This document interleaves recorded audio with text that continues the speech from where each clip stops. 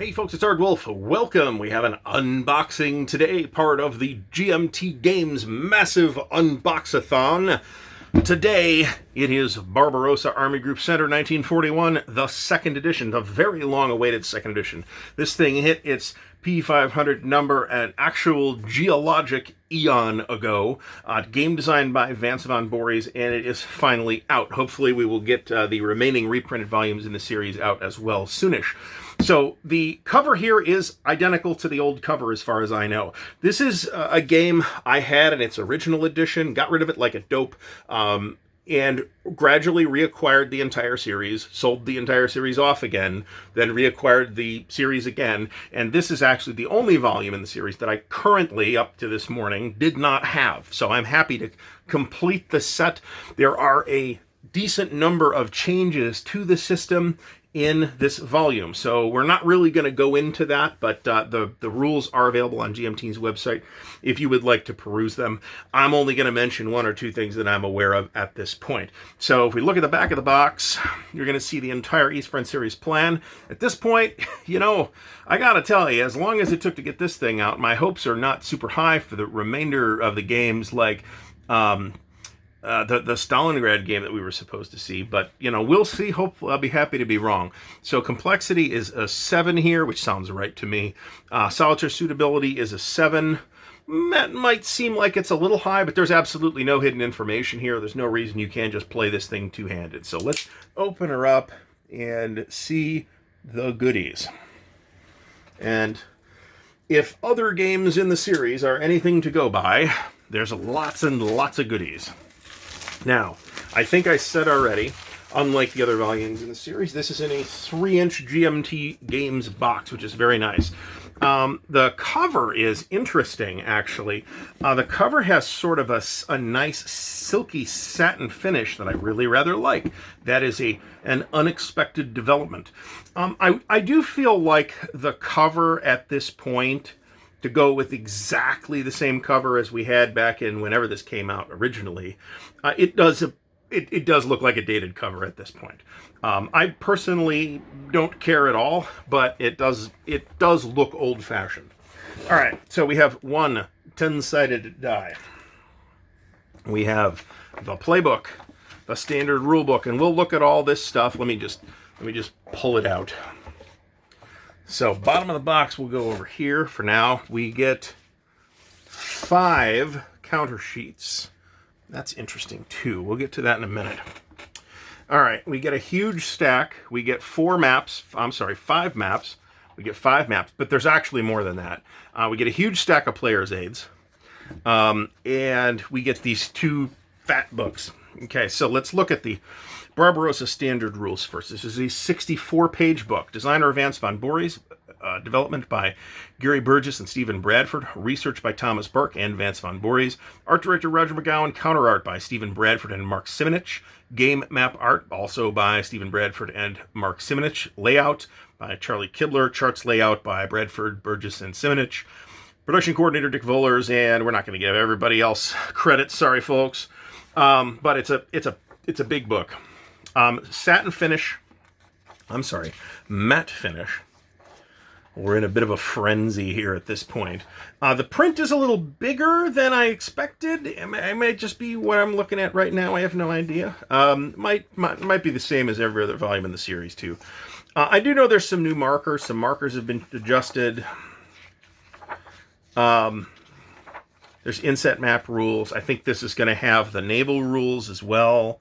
I think, because I know that was something that they were hung up on, even though that, for obvious reasons, that does not apply here. This is the Army Group Center area. All right, so the playbook.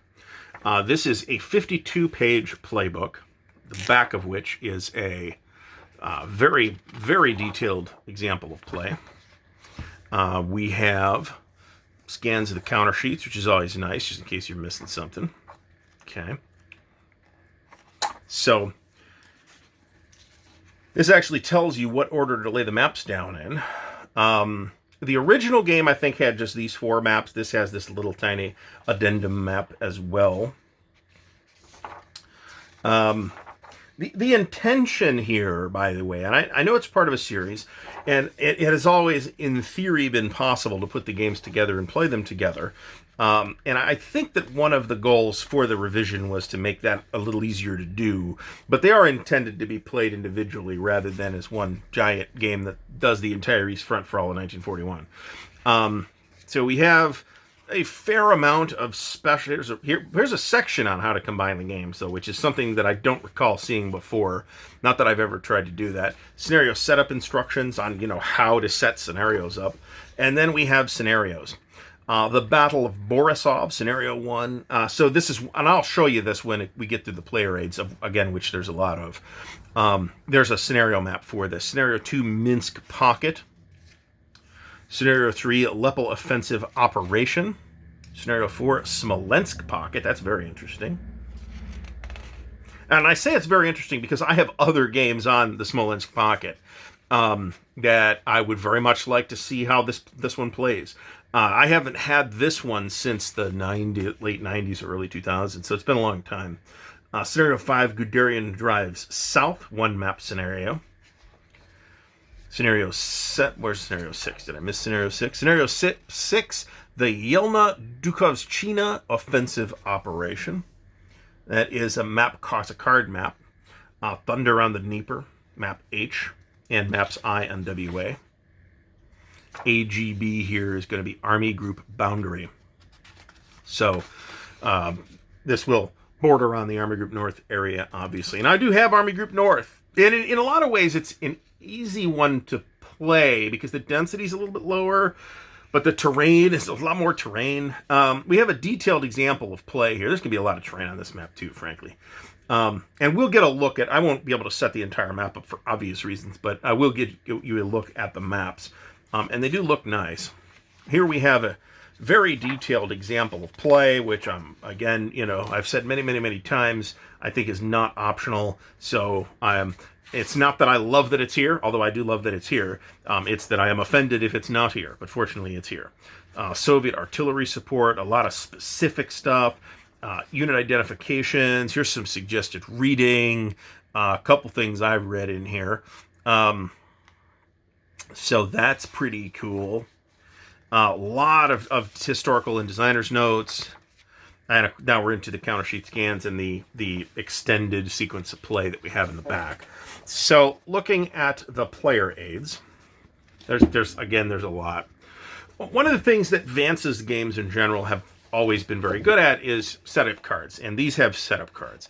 The original game, I had them too, but I want to say they were in black and white, and in this case they're in color. So we have Scenario 2, Minsk Pocket, Scenario 8, the campaign, and we've got more stuff on the back, which is different scenarios. I'm going to have trouble with that. So once again, more setup cards, Soviet setup cards. It's a big game. Unit-wise, it's maybe not as many units as you think it might be if you're used to, say, OCS, which is a little higher density unit scale. But it's still a big game. There's a lot of units here. And there's a lot fewer markers, actually. Soviet setup card 3. So there's a lot of these. Okay, so here's our setup cards. So let's put these back in the box. Here's our map cards. Now this is on this. It's on the player aid cardstock, so it's on a heavy cardstock. You can easily drop this. It looks like it'll lay pretty flat, actually. Yeah, well, maybe after a while. So you have map for Scenario 3 on the front, and the map for Scenario 6 on the back, and you can see you have a turn record track here as well. Turn record track. You also have another single card for Scenario 1, the Battle of Borisov, which has the setup card on it as well. This is 3 turns. This will be your learning scenario, obviously. Nice small scenario. Axis super heavy artillery effects. That's interesting. Wonder if that comes up in this campaign. I wouldn't think that it would. I could be wrong. Okay. Here is 2 copies of Charts and Tables card number 1. Okay, and this has your CRT, your TEC, your combat modifiers, all your DRMs, and then on the inside we have Retreat, Soviet Surrenders, the visual guide to the Combined Arms bonus, which is nice, the Overrun table, Air Combat, So, yeah, the majority of this whole thing is going to run off of this card, which is nice. We have Charts and Tables card number 2 and card number 3. And it looks like we only have one of these each. But card number 2 is the unit ID chart, so it'll tell you what all the symbols mean. This is something that, this specifically is something that you probably don't need if you're an experienced wargamer, but it also gives you a guide to what all the colors are, a guide to what all the informational markers are, which is also nice. Inside that, we have movement phase charts, because one of the characteristic features of this system is the asymmetric sequence of play. And it's not only asymmetric in the order in which the phases happen, but the phases work differently between the Axis and the Soviets. So, for example, in the motorized, I think I'm getting this correct. In the motorized movement phase, the Axis motorized units have full movement, but the Soviet motorized units in their motorized movement phase only get half movement. So that is, a thing that is broken down on this chart. And then card number 3, attack supply. You'll need to run this, once per turn, pretty much. Railroad conversion rates, Axis victory plans, required occupation, victory conditions, victory point schedules. So this is a lot of VP and like once a turn related things, along with a few other odds and ends like the bridge repair table and things like that. Okay, and then we have 2 expanded sequence of plays, which is again on the nice heavy, very lightly slightly glossy finish. I'd say satin finish paper with, or cardstock with the extended example, or the extended sequence of play, which again is different between the Axis side and the Soviet side. So it's nice that there's 2 of those. And then we have a couple displays, single-sided displays. So here's the Barbarossa victory point track. We got 2 of these, one for the Axis and one for the Soviets. And then here is a big turn record track for the whole campaign. It goes up to 50 turns, which takes you from the start of the invasion. These are all invasion turns where the Soviets are basically caught pants down, up through the end of September, basically, which is, I think, not a lot of overlap with other games. After this, you should get into Operation Typhoon, covered by the game Typhoon. Army Group Center Step Reduction Organization card. I'm not 100% sure how this works, but what I suspect is happening is that you can break your units, your big divisions down into smaller units, or you put in like a cadre marker when the unit takes more than 2 step losses. So something like that. We'll have to figure that out. Let's take a quick look at the maps. And again, there's 4 full-sized maps. That's these 4. And 1 half-sized map. It's not, well, sort of. So this is map WA. This kind of goes off the top edge a little bit to give you the entire boundary between Army Group North and Army Group Center. That's, I think, why that's here.